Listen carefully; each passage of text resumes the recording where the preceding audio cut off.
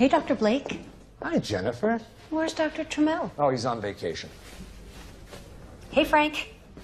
I called your office. They said you'd be here. Got your coffee. Do you know Dr. Blake? Yeah. Please tell me he died of natural causes. Well, he died of a cardiac arrhythmia. That's good. Not for him. No, I didn't mean it like that. It's just, this is a weird one. It's starting to get complicated. Well, it might still. He had an extremely high level of nicotine in his system. You said he died of a heart attack. He did. Brought on by a toxic level of nicotine. You mean like he chain smoked himself to death? No. Like he drank it. Liquid nicotine? Where do you get that? Well, it's used in insecticides, for one thing. It's fairly common. He drank it. Suicide? Maybe. Unless someone gave it to him.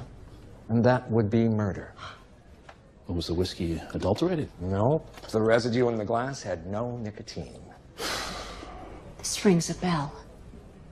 What do you mean it rings a bell? It sounds familiar. Like a book I read. No, it doesn't. Oh, no. All right, we gotta go. No, Frank, honestly, I read a book a long time. Yeah. The Burkhardt deal closed. We break ground next month. Oh, that's nice. Mwah. Doing some research. I'm researching murder mystery. Frank's case, the one I told you about, it sounds a lot like a book I remember, but I can't find it. I doubt a killer in the book would have much to do with Frank's case. Ah, but the killer in Frank's case might have something to do with the book. Does that even make sense? How? I don't know, but it bugs me. Huh. Any thoughts about dinner? Oh, whatever you want. You pick the place. We're going out? What a good idea.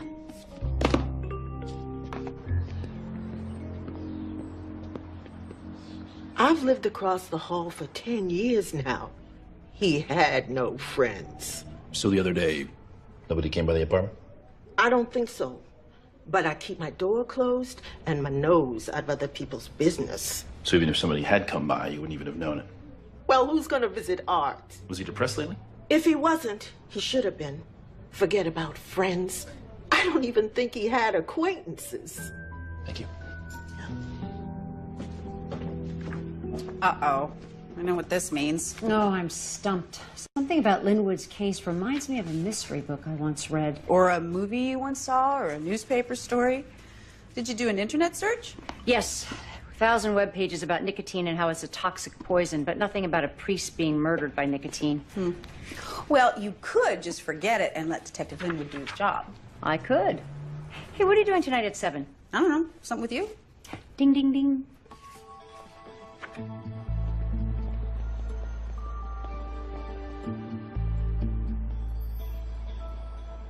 And so, as you see, the ante has been upped. Readers will not accept what they once did. Edgar Allan Poe created the template, the first modern detective story. Anybody know what the book was? Anybody? Yes. She knows. Danny? Well? Murder in the Rue Morgue. See? That's right. An impossible crime. A double murder in a room with the doors locked from the inside. How did the killer get in the room if the doors were locked from the inside? You care to answer? Orangutan. It climbed up the side of the building and went in the window. Ridiculous, huh? But that's how far we've come. And what about the mysteries that don't have murders? Oh, who doesn't love a good murder? When your story begins with a dead body, it demands a solution. Only when the killer is brought to justice is the world in balance again. We're about out of time. If anyone is interested in copies of my new book, Murder Along the Mississippi, step right up. Thank you. I'm going to get my copy signed. Well, you know your mysteries. Oh, thank you. Great talk. I'm looking forward to reading your book. Do you by any chance know of any stories that have a priest dying from nicotine poison? Sounds vaguely familiar. I'm not sure about the priest part, but as for the nicotine poisoning, I'd check out Vincent Starrett, Theodore Dubois, even Agatha Christie. She loved poisons. Worked in the pharmacy during the First World War. If you can't find it, come see me. I have references in my office. Oh, thank you. Thank you. No ring. It's probably in his pocket. Oh, cynical party of one. What? I'm just not interested. A complete wilderness experience. Everything we have is carried on our backs. I didn't know your dad was an outdoorsman. Yeah, he knows his stuff. And I need to learn these skills. You know, it's important for you to test yourself in extreme conditions. I read about some guys who did this wilderness thing, and they got all bit up by bugs. They were cold, hungry, and miserable. It's gonna be fun. Sleeping under the stars, making our own campfires, making our own breakfast. You're afraid of spiders.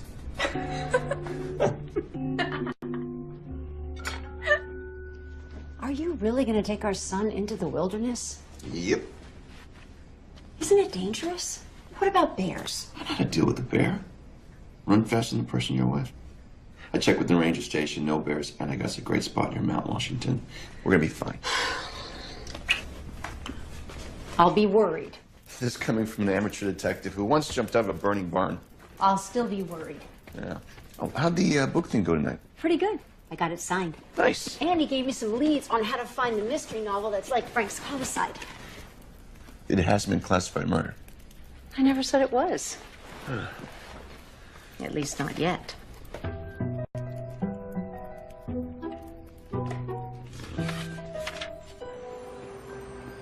Tarot cards are fun, but I don't think they're very accurate. Oh.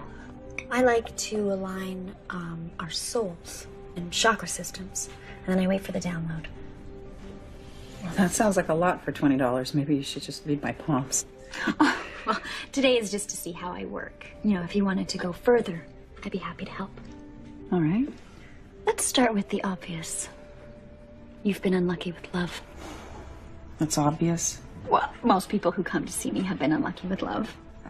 So it's a guess. An educated one. I could have also said you've struggled financially, but who hasn't? What I do is different. I like to align our energies. Just for a second and see where it leads. Want to give it a try? Okay. Okay, extend your hands. Palms up. Close your eyes. Good, I'm getting a very strong connection. Just try to relax. Don't think of anything. Not a problem.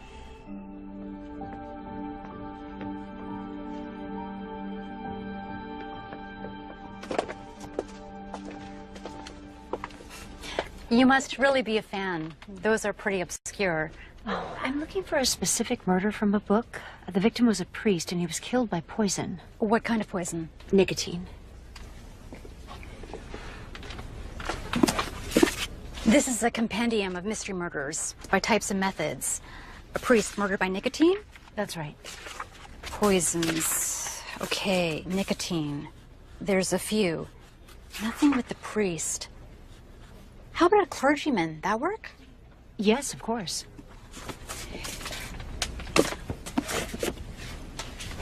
Murder in 3 acts. Agatha Christie. Reverend Babington is murdered by nicotine poisoning. Thank you. You're welcome. Oh, of course. Agatha Christie.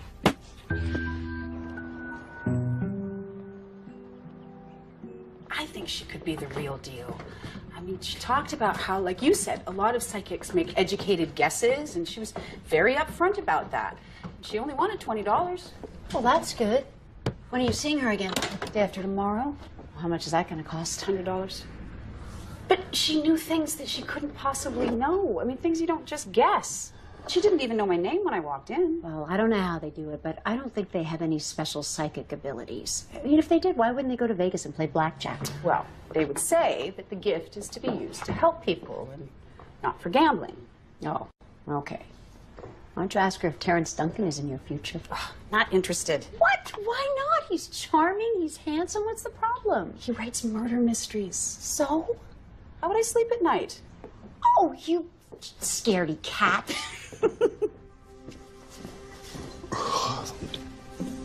Try not to stay up all night, hon. I won't be long.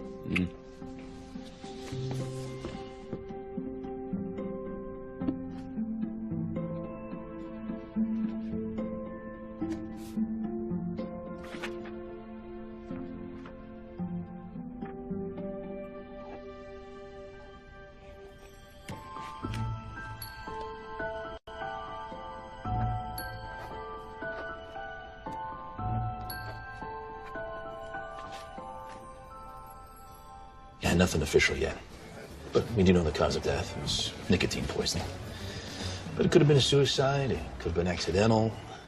But this guy, he had no one in his life. Yet someone called 911 from a payphone. I know, it's hard to believe those things are still around. Hanley didn't belong to any clubs, no activities.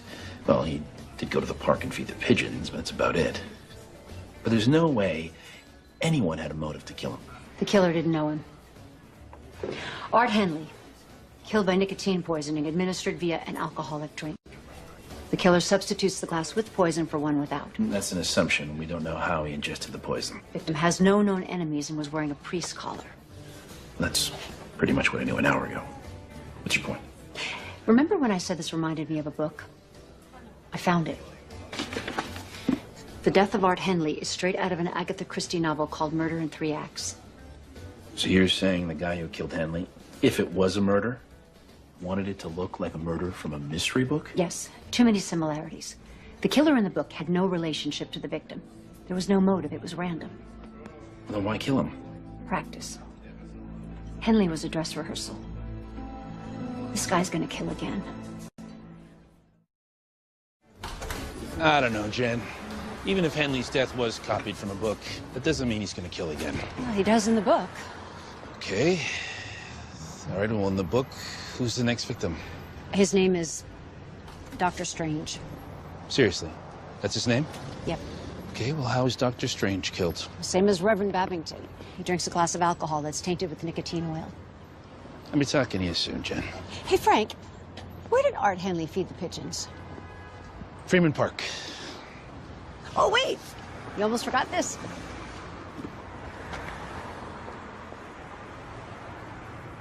The connection is very strong. I'm sensing a lot of negativity around you. What do you see? Clouds gathering. Dark. Well, I've been worrying a lot. No, this is different. Oh. Well, that was something. What? What was something? I don't know. But it was intense. Just be careful. I can attempt to clear this energy for you through a series of intensive sessions that goes far beyond this type of work. Well, I'd like to think about that.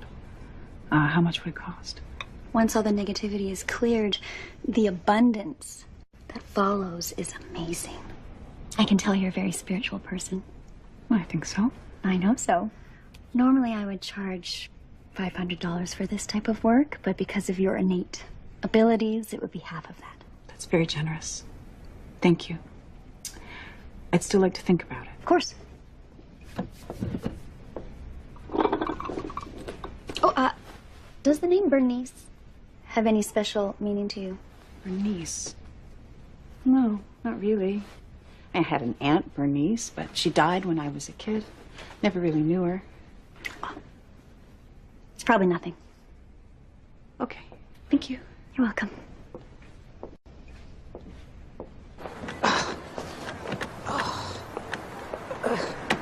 Can I help? Oh, thank you.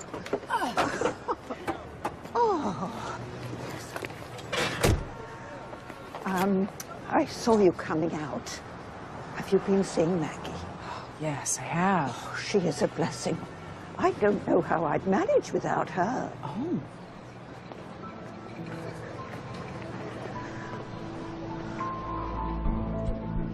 Did Art have any friends down here? People he talked with? Art? No. For years, he just sat alone. Actually, a couple weeks ago, he seemed to be hanging out with a guy I hadn't seen before. Did they come together? No, they just got to talking. Did you get a chance to talk to this guy, catch his name? Art mentioned it once. I think it was something like Jerry or Larry. I don't know. I never talked to him. Did Art have a usual spot that he liked to feed the birds? Yeah, that was his favorite bench right there. Art was a nice guy. I'm sorry to hear he died. Me too. Thank you.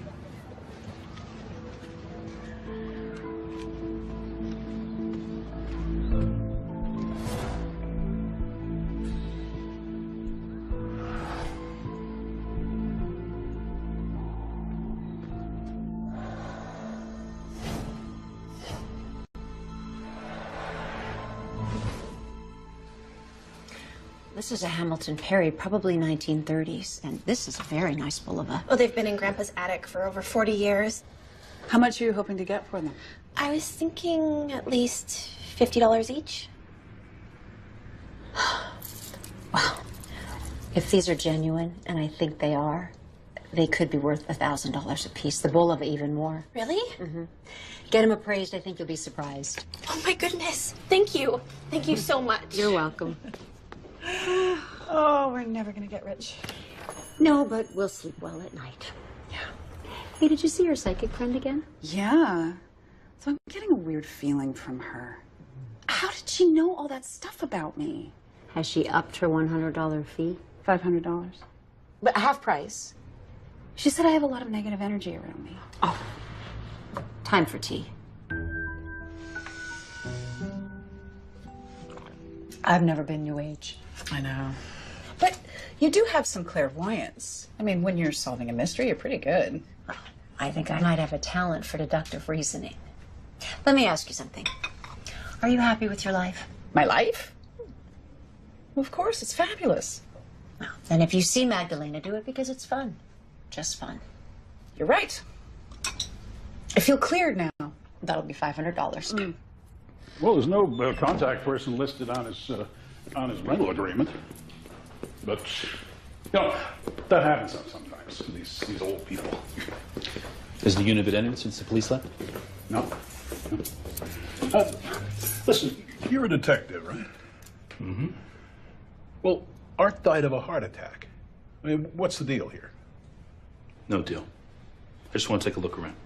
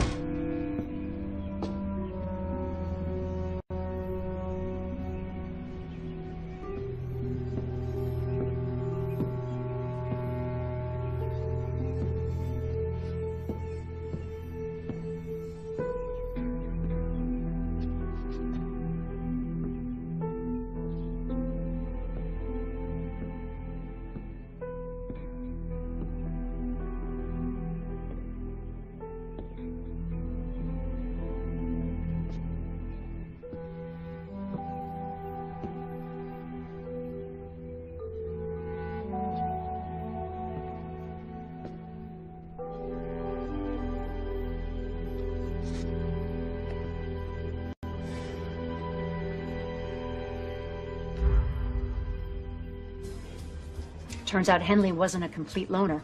A couple of weeks ago, he struck up a friendship with someone.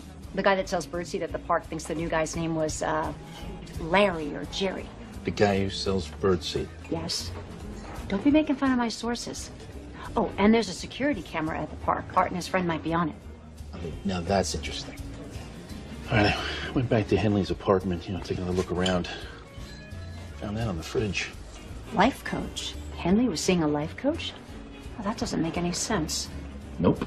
Gerald McNally. Well, that could be Jerry or Larry. Frankly, and don't quote me on this, but when someone like Henley dies with no friends, no family, no one cares. Especially when there's a case to be made that it could be a suicide. I understand, but it just doesn't seem right. Yeah, all right. Well, I'm gonna go see if I can find something on that park footage.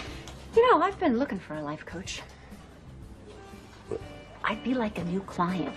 He'd have no idea why I was there. But if you go and he's somehow connected, it could spook him. And this way, if there's anything hinky about this guy. Hinky? Yeah, hinky. Well, that's the expression, right? Just go on. Well, then I report back to you and you do what you do. I'll be like scouting patrol. No mention of Arthur Henley, Agatha Christie, nicotine poisoning, or priest colors. Right. Just life coaching. You a Girl Scout? No. This psychic knew things that would be impossible for her to know. Like what? Like Danny was married to someone named Darren. How would she know that? Maybe a partner ran Danny's plate through a database. They use tricks like that. I read where a lonely guy got taken for millions by a fortune teller. Is Danny getting too involved with this? Oh, I don't think so. She's just going for fun. So, Logan, how is the camping trip coming along? Great, just honing my wilderness skills. You guys are gonna be miserable. No, you guys are gonna wish you were there while we're sitting by a campfire, drinking hot chocolate, you know, under the stars. You won't last a weekend. Yeah, we will. Right, Dad? Absolutely. Hot chocolate sounds good. How about I make some and we all play hearts? I'm meeting some friends at school. Yeah, and I've got to do, something. Oh, sorry, Mom. Excuse us. Chess? Why not?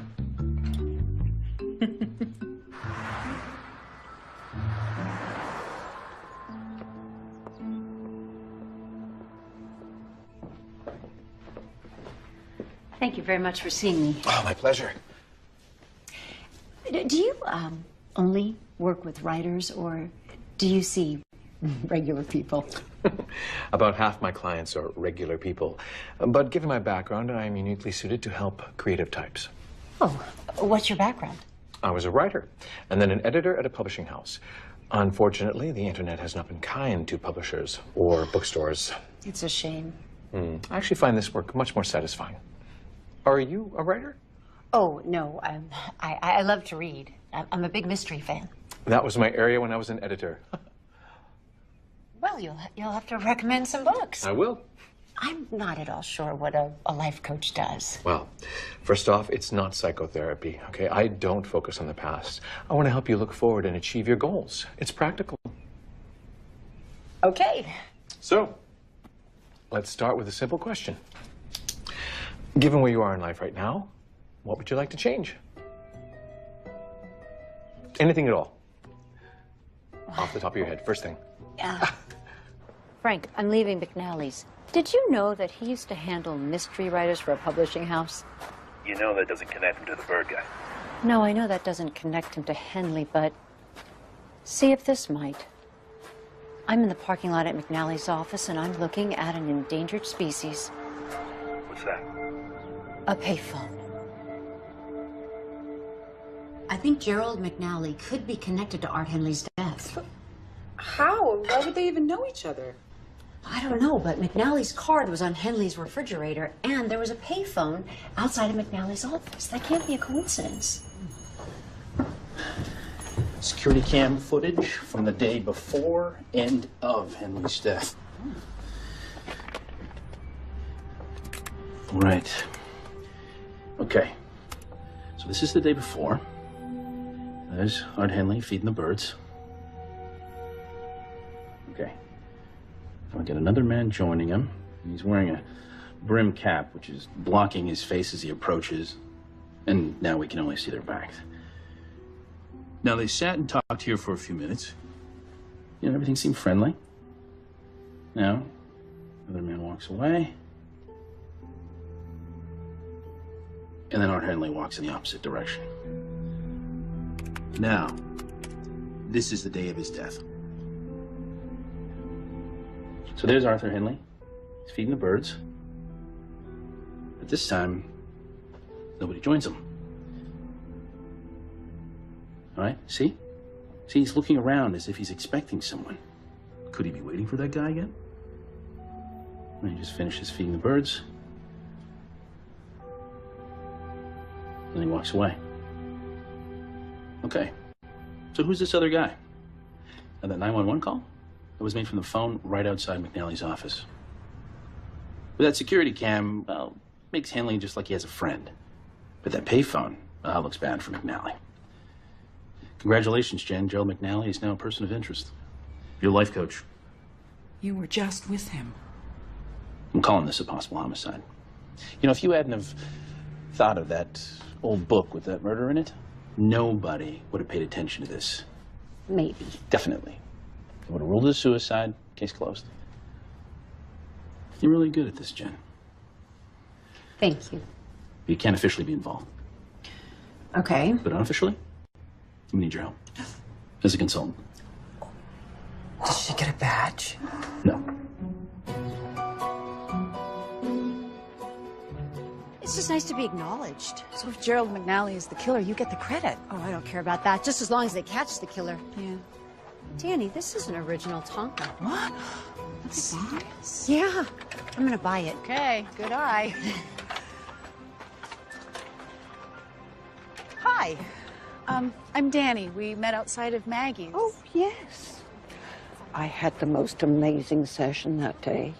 She was able to cross over and talk with my husband. Your husband is deceased? Several years now. Well, Maggie's been a godsend. I mean, there's so many things that are hard for me to manage without him. Investments, for instance. So, is there anything special you look for at these things? Oh, yes. I collect Lefton cuddles. They're really hard to find. Would you be interested in a White Cat creamer and sugar bowl set? Really? You have one? And I have a little shop, and I'd love to see your collection. I'd be happy to bring them out to you. Oh, that would be wonderful. Oh, let me give you my address. Okay.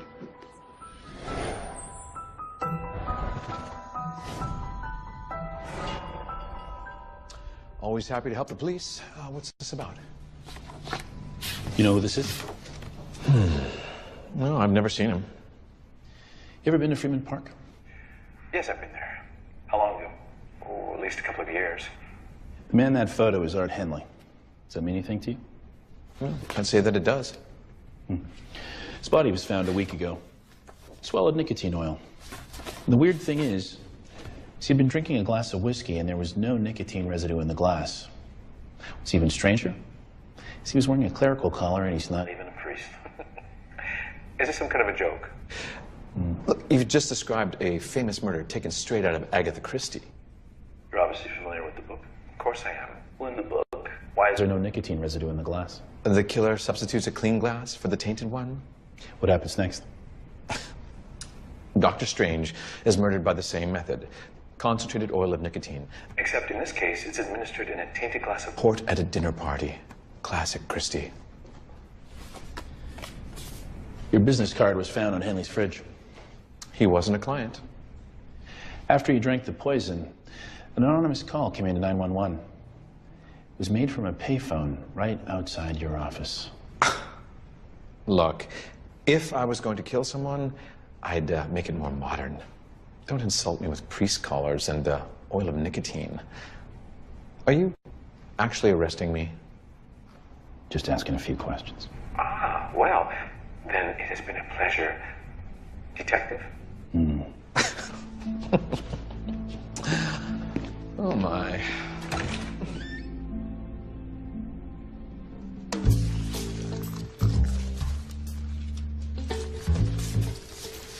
Okay. Just bend this up and we have it tent.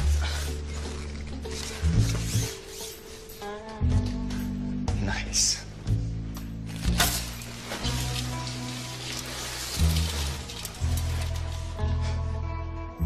I'm being tested. You sound worried that's a scam. Well, Madame Magdalena claims to be the go-between to the other side, and this poor widow thinks she's getting investment advice from her deceased husband. Call Frank. They got a bunco squad that deals with scamsters and frauds. Exactly this kind of stuff. Oh, that's a good idea. I'll call him tomorrow. Good. I see the tent outside. Uh-huh. How's the big camping trip coming along? We're almost set. Yeah, getting back to nature. It's gonna be great. You should join us on the next trip. Maybe. Not. Oh. I am afraid that she is robbing her blind under the guise of communicating with the other side. Well, as long as Claire is competent, she's entitled to make her own decisions. You know, a family member, now they can complain to Senior Protective Services, but Danny doesn't qualify. What if she defrauded me? Well, then you make a complaint and our fraud unit will investigate.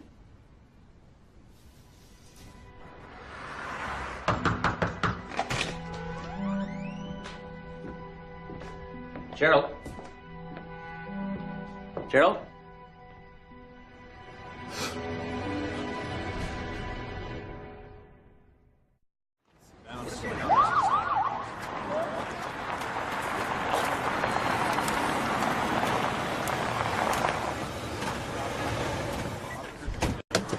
Body was found by the 2 o'clock client. He saw him and backed out. Has it been secured since? Yes, sir.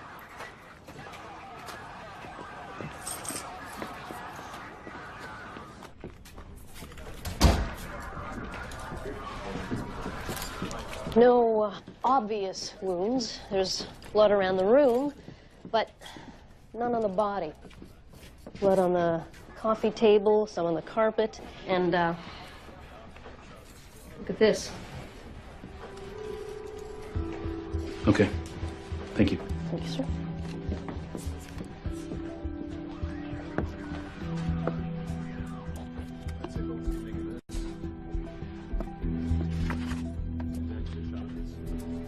Nita Cameron.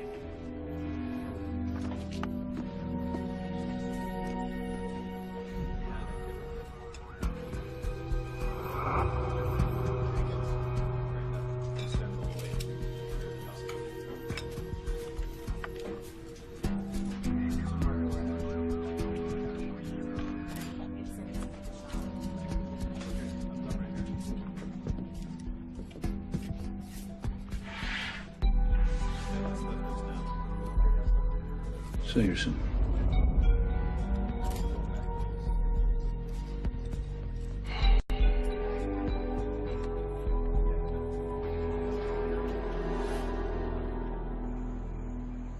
That's awful.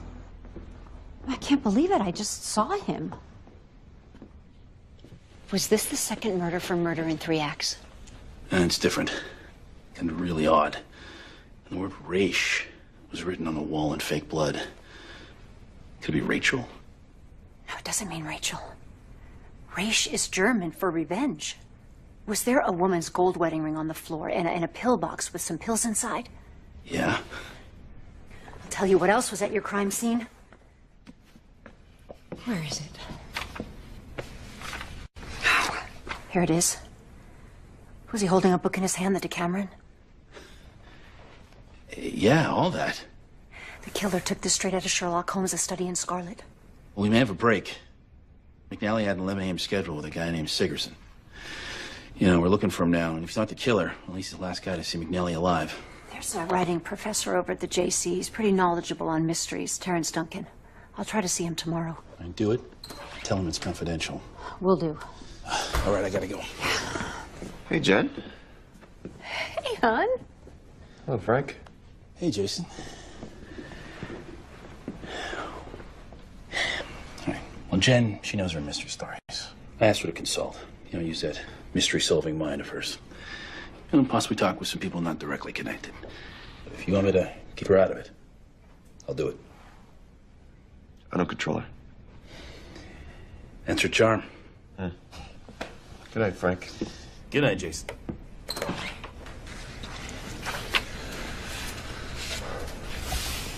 New book? No, same one. Mystery writer from the bookstore. It could be a good reference for Frank. Can we talk? I'm just consulting. Hey, maybe I don't say this enough, but I really love you. Oh, Jason. You know, sometimes I'll be at work or driving my car or doing nothing, and you just pop into my head. You're my everything, Jen. My girl. And if anything ever happened to you, it would devastate me. Honey, I promise I'll be careful. And if you don't want me to do this, I won't. You got a talent. I married someone who can make sense of murder. I could take up gardening. Just be who you are. But careful. I will.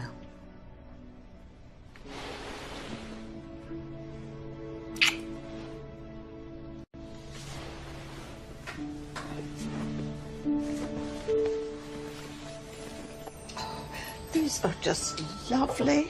Thank you so much. You have a beautiful collection. Any favorites? Oh, yes. Over here. Oh, please, do sit. Thank you. It's a Blue Boy. Limited edition.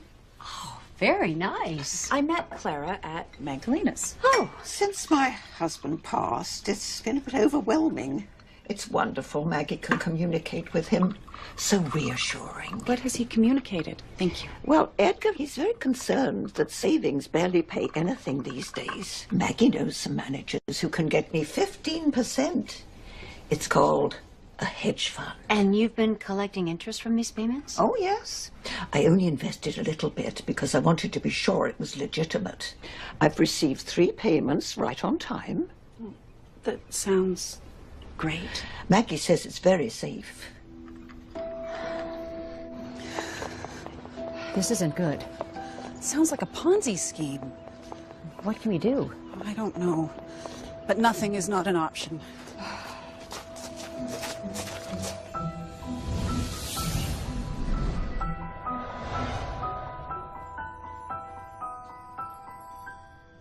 Doesn't say anything about murder, just that he was found dead. Well, that's good. It means Linwood was able to keep a lid on it. For the time being. Is this any good? Not bad. Period mystery set on a riverboat. Hey, you want to come over for dinner Saturday night? I'd love to. Who else is coming? Nobody. Yet. Yet. Uh-huh. Where are you going? Oh, meeting with the author at his college. Well, have fun. Just be here working. Hello. Oh, You finish it? I am halfway through. It's really good. It must be so difficult to get published these days. Near impossible. That was self-published.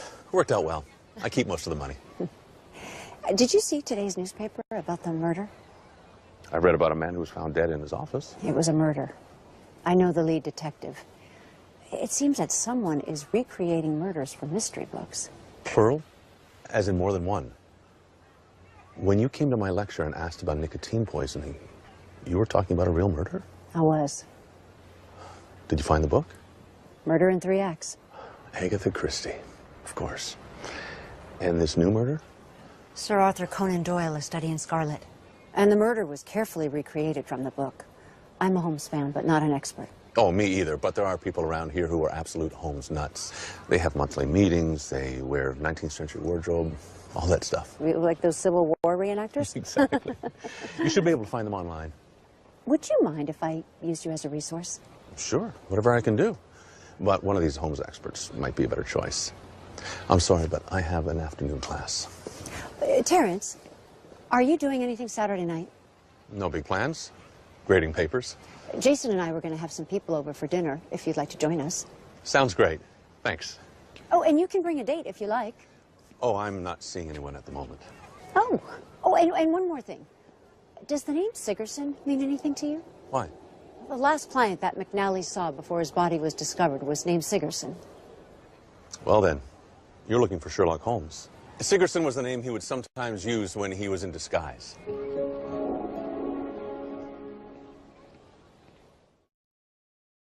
Sherlock Holmes fanatics. People that eat, sleep, and breathe Holmes. And I think I found one. Who's that? Dr. Miles Fowler, professor of English at Littlefield College. Noted expert on Conan Doyle. Littlefield? It's pretty prestigious. Yeah, not that far a drive. So are you crossing over today? Yes, I'm going to see if Magdalena can put me in touch with my deceased Uncle Eric. You had an Uncle Eric? No. No one in my family, past or present, ever named Eric. This will be in my purse, just in case I get any messages from the beyond. Well, look at you, you little sleuth. Oh, and we're on for dinner Saturday night. What aren't you telling me? Just be there at 7 and wear your pretty green dress. Green one. I'm wearing sweats. You.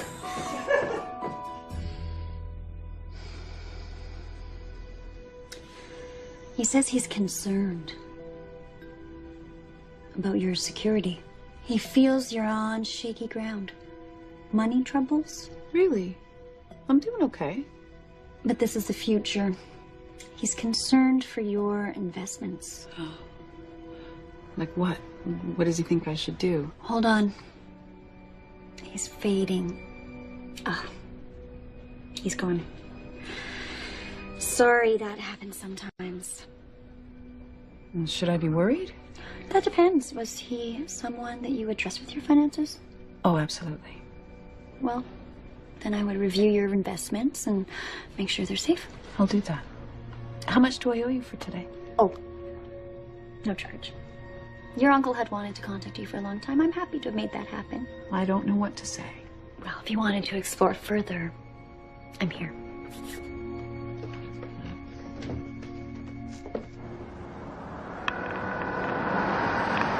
Linwood. Hey, Frank, I just met with Terrence Duncan, the mystery writer. He said Sigerson is the name that Sherlock Holmes uses when he's in disguise. Interesting. I found a Holmes expert at Littlefield College, Professor Miles Fowler. I'd like to talk to him if that's okay. That's a good idea. Let me call him first. Okay, go ahead and call him, and I'm on my way there to see him now. Good work, Jen.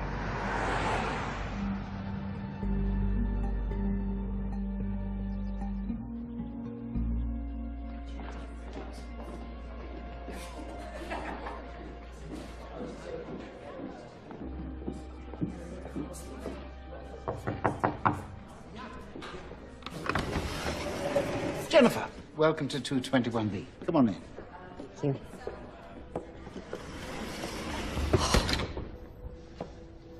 Wow.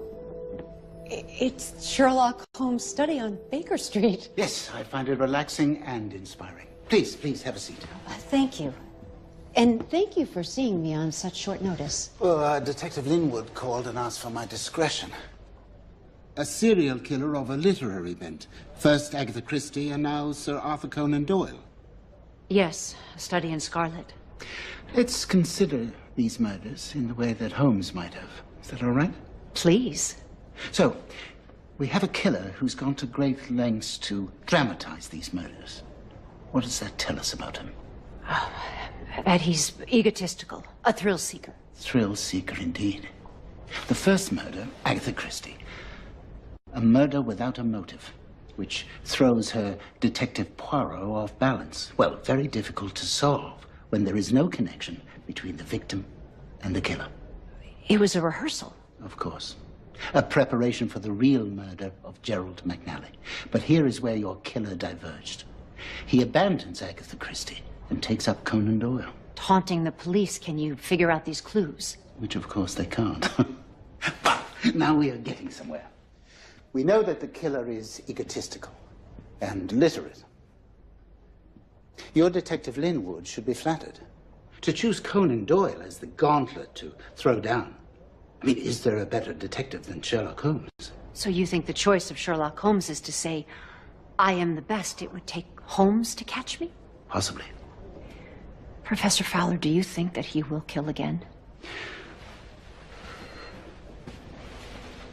This is what I have learned about serial killers. He will continue to kill because he is addicted to the feeling he gets when he does. The killer knows right from wrong, but couldn't care less. Have you ever imagined what it must be like to hold someone's life in your hand? No. I have. To write about killers, to understand them, I have to know how they think and how they feel. I can imagine. Oh, I doubt you can. So, we know that the first murder was a trial run for the second. Focus on McNally. Forget about Art Henley. It's a human life, Professor Fowler. Well, forgive me for sounding harsh, but Sherlock Holmes was cold and calculating. He had no wife, no child. He never comforted the bereaved, but he always found his killer. And if you want to find this killer, focus on McNally. As Holmes might say, the game is afoot.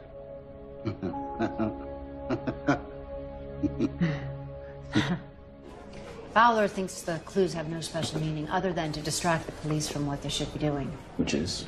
Focusing on McNally. I think he's right. I talked to 3 of McNally's clients, 2 of his neighbors, his ex-wife, and a couple of his friends. Would any of them be suspects? No. He was a bright, well-liked guy, respected as a life coach. His clients loved him. McNally told me that he worked at a publishing house in mysteries. It went out of business. Brown and Eaton. Talked to his former boss earlier. Says he was an excellent editor, but he could be tough on his writers. This probably doesn't mean anything, but Fowler said to write a murder mystery, you had to think like a killer. He seemed to have an unhealthy enthusiasm for killers. Oh, incoming from Dr. Fowler. All life is a great chain, the nature of which is known whenever we are shown a single link of it. Sherlock Holmes.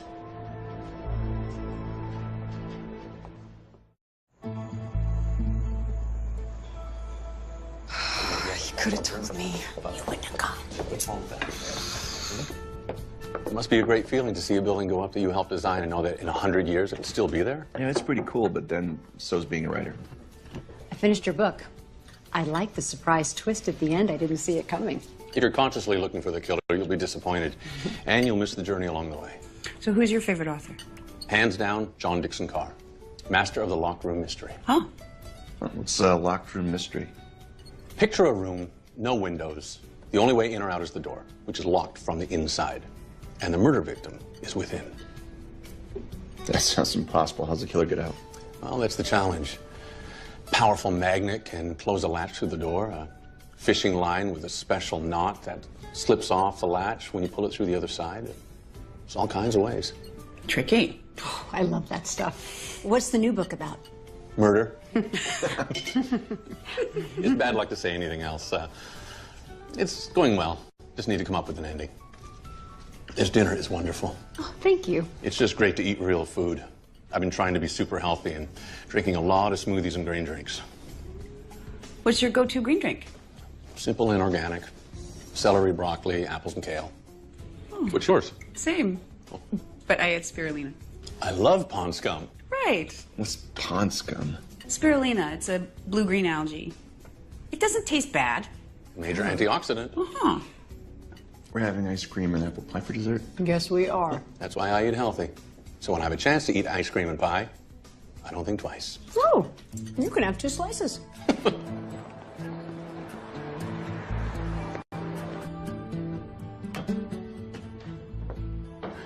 Good morning. Good morning.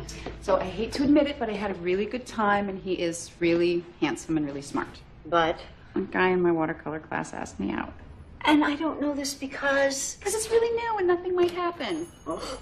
Pond scum, double dose, drink up. Oh, Frank, green drink? What? Yeah, I've already had my leaves and clippings. Thank you. But it's... Oh. Oh, that looks horrible. It is horrible. I was thinking about Professor Fowler. You know, the text, the Sherlock Holmes quote. What do you think it means?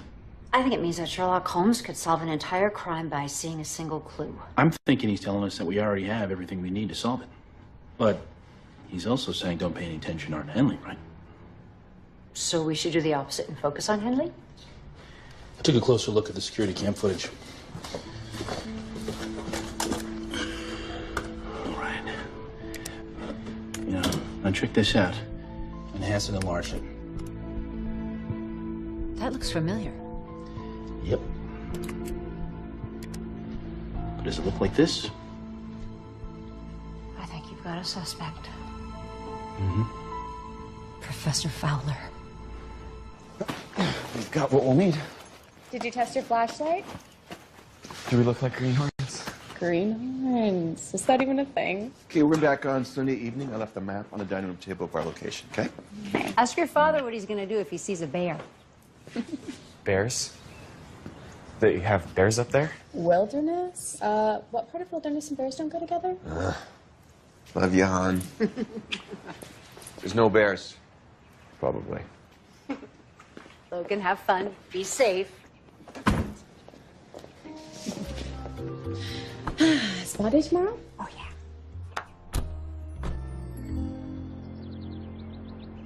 Well, where else can I get that sort of return? It's not the return. It's the risk.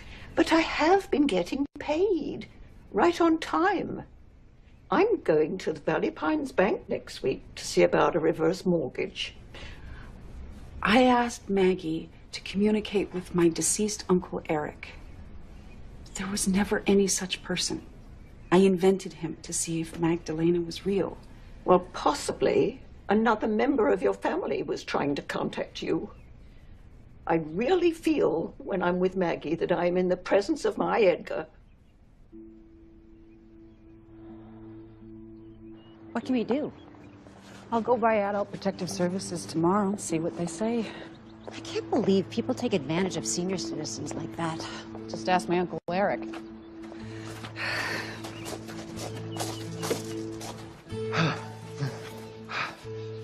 You okay this son? Yeah, are we even there yet? Not even close.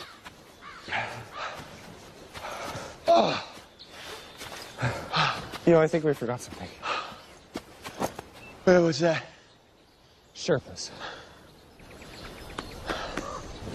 How do you get in here? It's just the tent.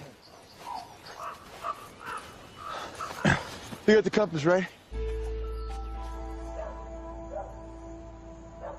Well, you gotta hand it to the guys. They really did it. Sitting out in the cold and dark like Neanderthals. Oh, I love this part. You know they're gonna kiss. I've seen it a million times. Oh. Well, what do you want to watch next? Can we watch that again? Yeah.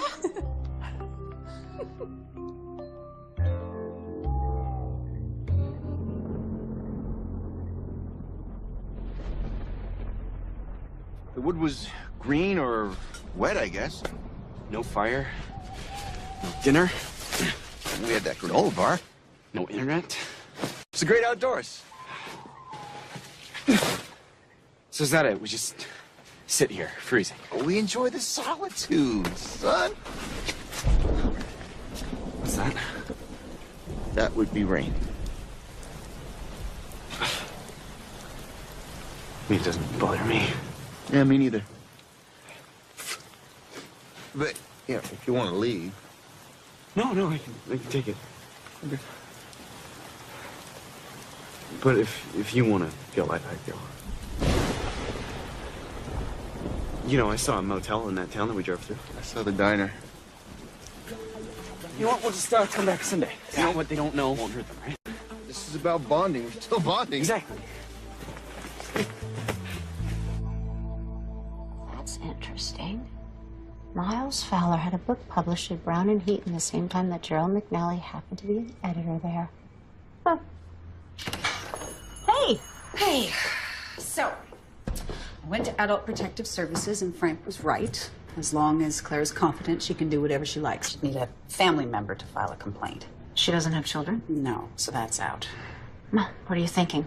What would Madame Magdalena do if she thought she were about to be arrested? That just might work.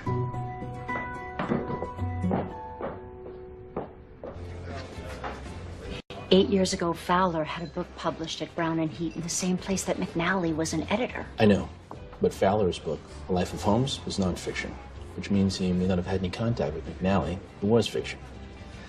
On the other hand, Fowler had no classes on the days of either murder. Or does he have an alibi? Not sure. We need to get a little more information before I interview him. Now, you were saying Fowler's office is like a shrine to Holmes? It's like walking into Baker Street. All right, well, here's what we know. Fowler was free the days of both murders. The man in the security cam was wearing a Littlefield College sweatshirt. Happens to be where Fowler teaches. And McNally's killer had encyclopedic knowledge of Sherlock Holmes. Certainly fits Fowler to a T. There's one more thing. 10 years ago, this article in a mystery magazine, The Pharmacology of Murder by Professor Miles Fowler. It's about all the ways poisons have been used to kill people in mystery books. It's pretty good, Jet.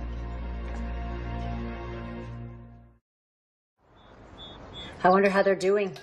Not too well. I saw on the news it was raining up there. Pouring. Oh, now I feel bad for them. I could show you where they were going. How? I have a program that shows a satellite view of almost anywhere. And if there's a signal, I can pinpoint Dad's cell phone. Really?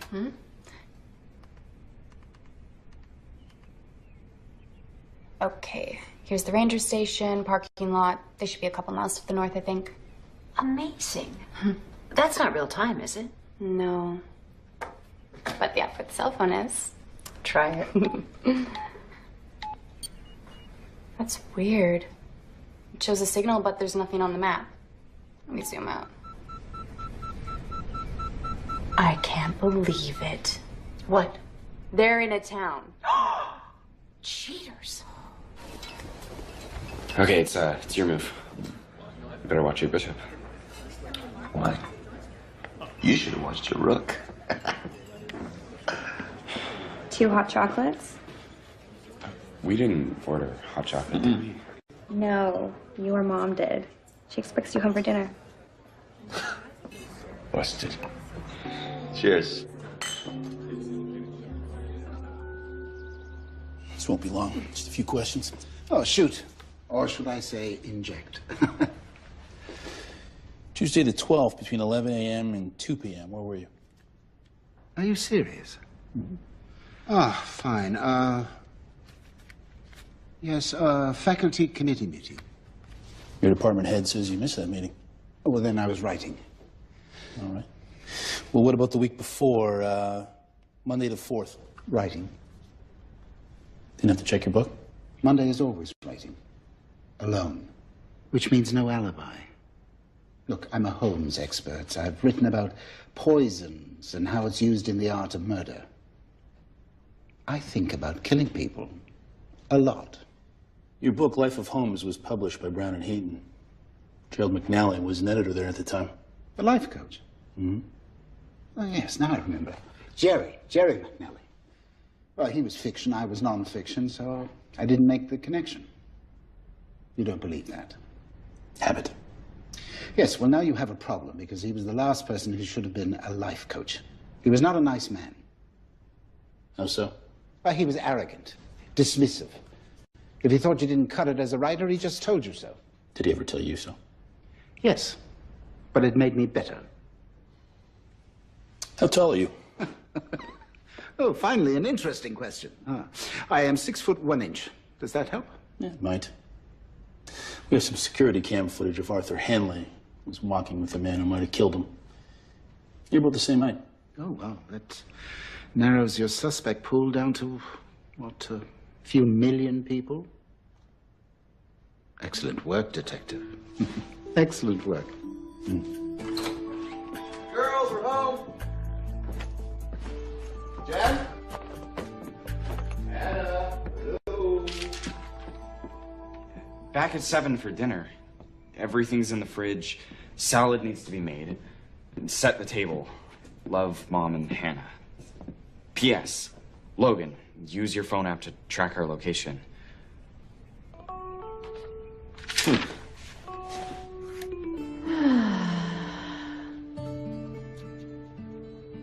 Now this is what I call getting back to nature. We will be going outside. Is that where the massage tables are? Yep. In a tent. Kind of like camping.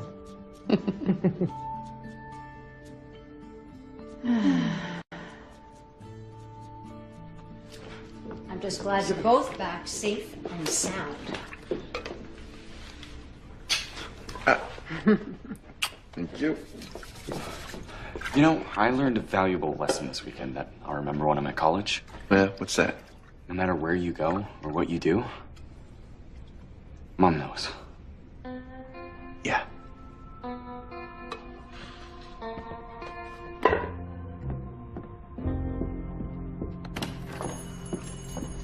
Hello. Oh, hi, Terrence. I had a lovely evening. Thank you so much for the invite. Oh, you're welcome. It was fun. So, I took another look at Study in Scarlet.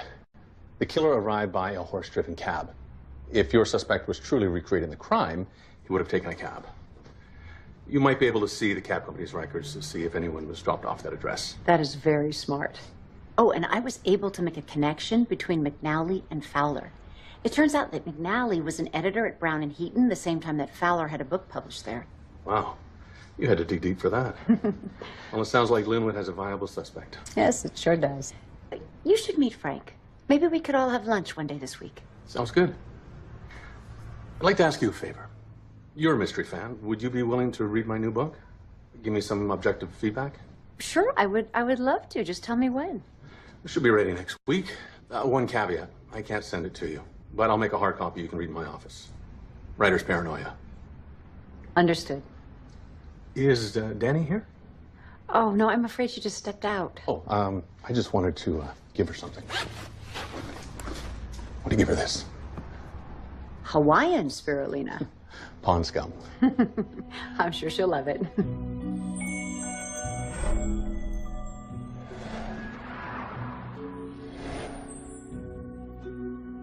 Gerald McNally's death was by strychnine poisoning. Now, my first thought was it was in the pills, but it wasn't. What were the pills? Sugar. No trace of poison in his stomach, so he didn't ingest it. I re-examined the body. There was a single needle mark, very fine gauge needle. Strychnine was administered via injection. McNally was injected. There must have been physical contact. No cards principle. A perpetrator will bring something into a crime scene and leave with something from it. I want every inch of him gone through. Clothes, shoes, whatever. If the killer held or restrained him, he left something on the body. All right?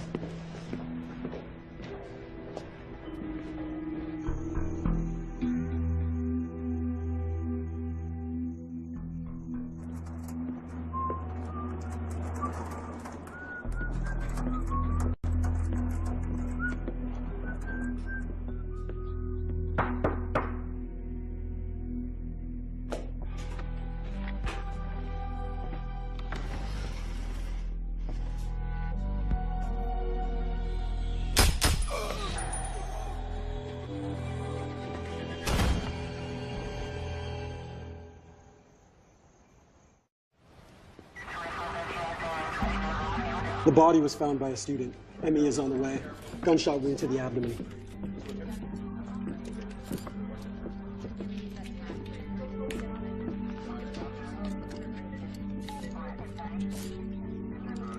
Hey, Jennifer. Yeah, I'm at Littlefield. Professor Fowler's dead. Looks like we got another one.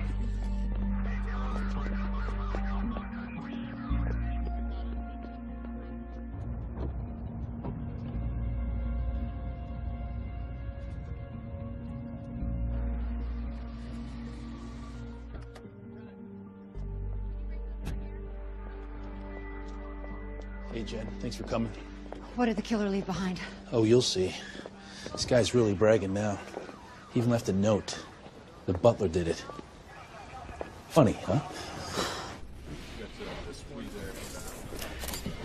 Fowler wasn't wearing any cufflinks. So obviously the killer placed it there. I think I know what book this is from, but this isn't right. What do you mean? The body is supposed to be found at the bottom of a circular staircase. Like this? Okay, I got this. Mary Roberts Reinhardt. Who? This murder is from the circular staircase. I read it last year. The victim is shot. The body is found near the base of a circular staircase. There's a cufflink, mother of pearl with ruby, found near the body. She was the first to use the phrase, the butler did it. I think I know where the gun is. If he's following the book, he would have tossed the gun in some bushes. It might even have the name Halsey engraved on the side. I've never heard of this writer. Reinhardt? Oh, she's huge. The American Agatha Christie. Frank, look.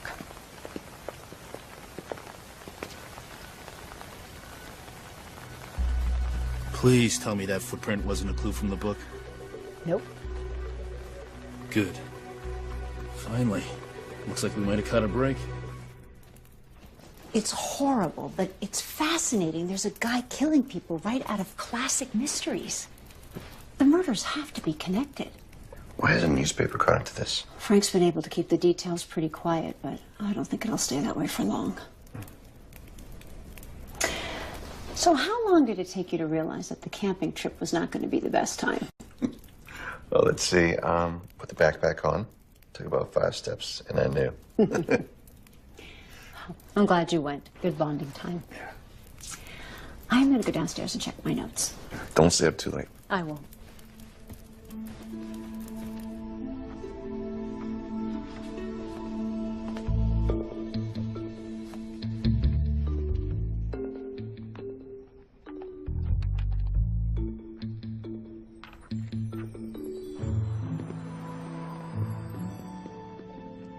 Professor Miles Fowler, pretty obvious cause of death. Don't assume the 2 bullet wounds in the stomach killed him.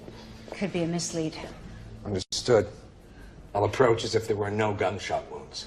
When the slugs, they've been retrieved and sent to forensics? First thing. I think we have the gun, but I can't take anything for granted. Third murder by this guy? Well, he may have finally slipped up. We found a fresh footprint. What size shoe did Fowler wear? Size 10. Footprint is 12.5. That's our guy.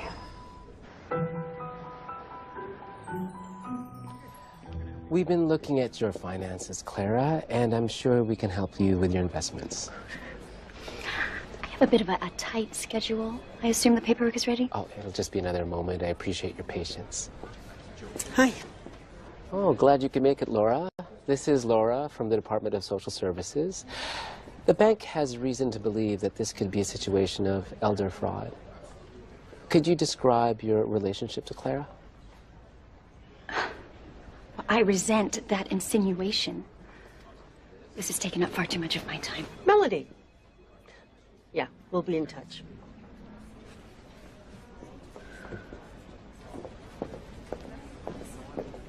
I'm so sorry, Clara. Her real name is Melody Monroe. She's been arrested in 2 other states for elder fraud and other scams. I played Laura a recording of Maggie communicating with someone who never existed. Clara, APS has advisors who can make sure that your investments are handled responsibly. I really wanted to believe that I was talking with my Edgar. I know. But I suspected I wasn't. He was too sweet. Edgar would have been really grumpy if I'd bothered him on the other side.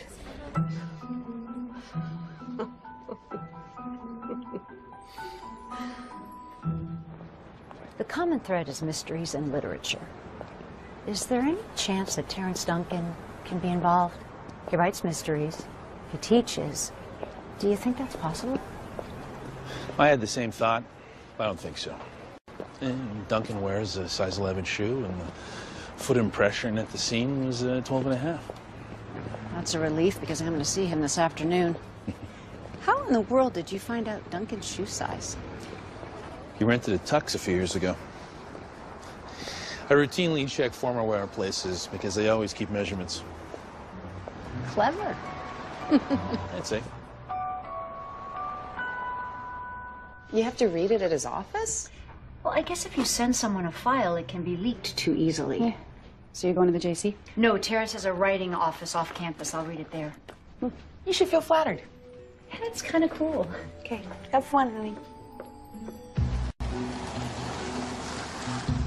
Oh, hi, sweetheart. It's me. I'm headed over to Terrence Duncan's office, but I'll pick up dinner and I'll be home around 7. I love you. Bye.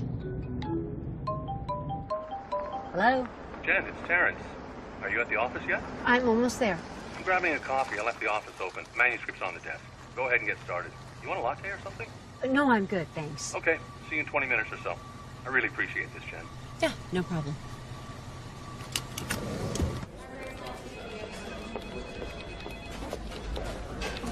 There's a name on the list here. Terrence Duncan. The guy taught for a short time over at Littlefield, and there's a Brown and Heaton connection. All right, you got my attention. Duncan submitted a book there that they passed on. They caused a big stink about it. The rejecting editor on this book was Gerald McNally.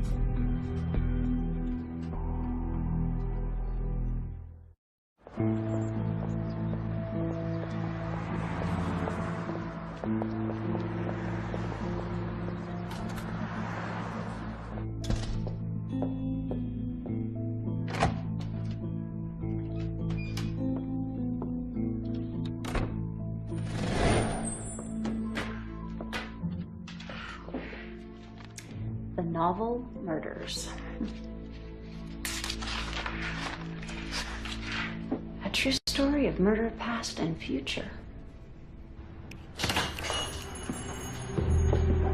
Hey, where's Jen? I've been trying to call her. She's reading Duncan's manuscript. At the JC? Or? No, off campus at his writing office. Where? I don't know. Mary? Yeah, I need an emergency search of any address linked to a Terrence Duncan. Rent, phone, utilities, you name it. And call me as soon as you hear from her. What?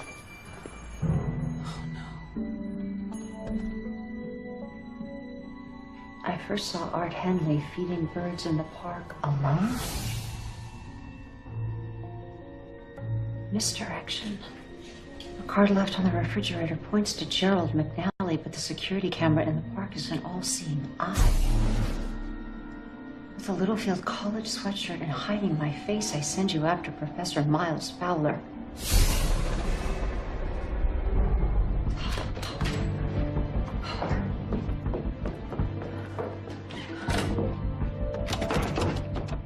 Hello, Jennifer. Good to see you again. It's the hologram me. The real me is sipping beer at the Fox and Hound. An airtight alibi. Novel Murders is a mystery inspired by the classics, but killing real people. 3 beautiful recreations of literary murders. Murder number 1, Art Henley. He didn't deserve to die, but neither did the Reverend in A Murder in 3 Acts. Murder number 2, Gerald McNally. He rejected my book and killed my career. Study in Scarlet for him. Murder number 3, Professor Fowler. I once taught at Littlefield. He was head of the commission that denied my promotion. Have you figured out the size 12.5 shoe yet? Some crumpled newspaper and my size 11 feet fit the size 12.5 shoe just fine. Murder number 4 is about to happen. I know you've almost solved it. I built this room specifically for this murder, though I didn't know it would be you. The door is secured, the lock unbreachable, the window is safety glass, unbreakable. Cell phone signal is blocked. You can't call for help. How you feeling? A little dizzy? A little lightheaded? Carbon monoxide is odorless, tasteless, invisible. The wall heater has been rigged to emit the gas.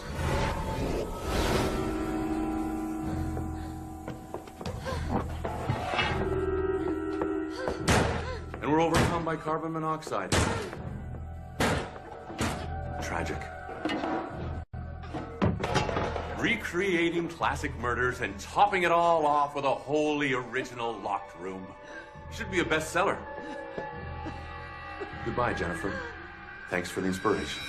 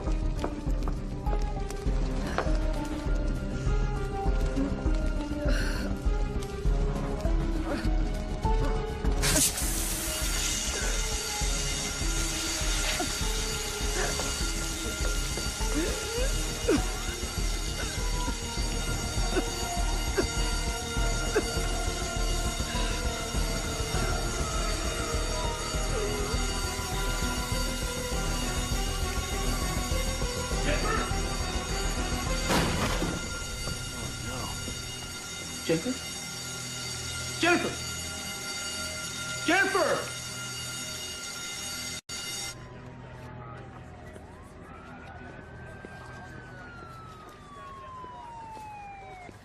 Frank, can you call Jason? Dinner's gonna be late.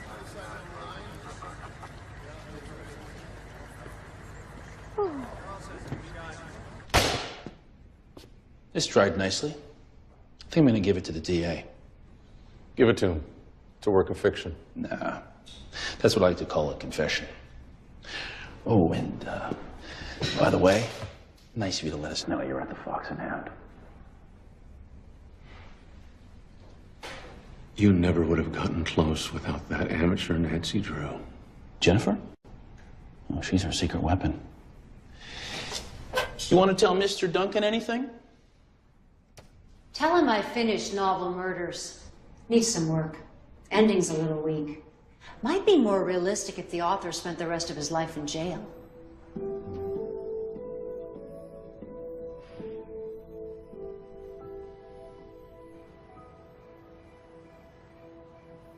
He seemed like a nice guy. We went to his book signing. He was very charming. Usually are. That sweet man who bought the bird. He was really killed just for practice? Duncan wanted to see if he was capable of murder, so he copied a murder from an Agatha Christie book. That's so sick. And he built a room just to kill you? Well, I don't think he knew his intended victim when he built it, but he did know I was getting closer to figuring out the murders. He made a hologram. Yes. It was like he was there the whole time. Huh. Like Tupac at Coachella. Okay, so did I get this right? You were worried about Dad and I camping while you were giving manuscript notes to a serial killer? Mm-hmm. Oh, there's no way Duncan's getting out, right? No, not a chance. We got him cold. That call was the mayor's office. They're putting Jen up for the Citizens Medal of Honor. Mom! This is so exciting.